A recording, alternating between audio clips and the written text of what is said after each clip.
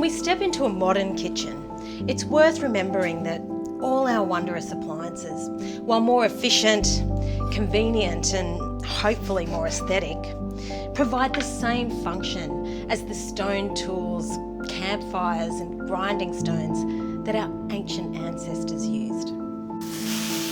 Because we've always had that desire to chop things up, blend things together and add fire and flavour to food to make it a little more alluring and delicious. And Indigenous Australians have been at it longer than most. Archaeologists recently discovered that they're the world's oldest bread makers, harvesting, making and baking ancient whole grain loaves.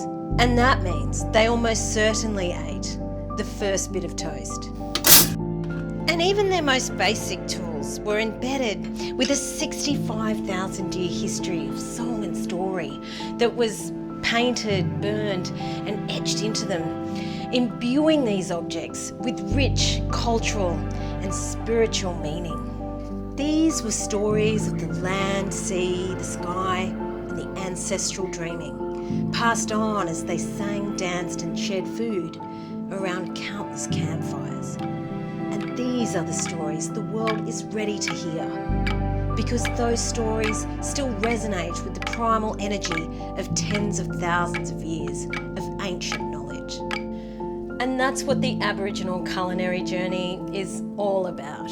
It's a celebration of the world's oldest living culture, bringing together food and ritual with the best of contemporary Australian design to satisfy that fundamental human need, that hunger to bring art, ceremony and story into our everyday lives and into our homes.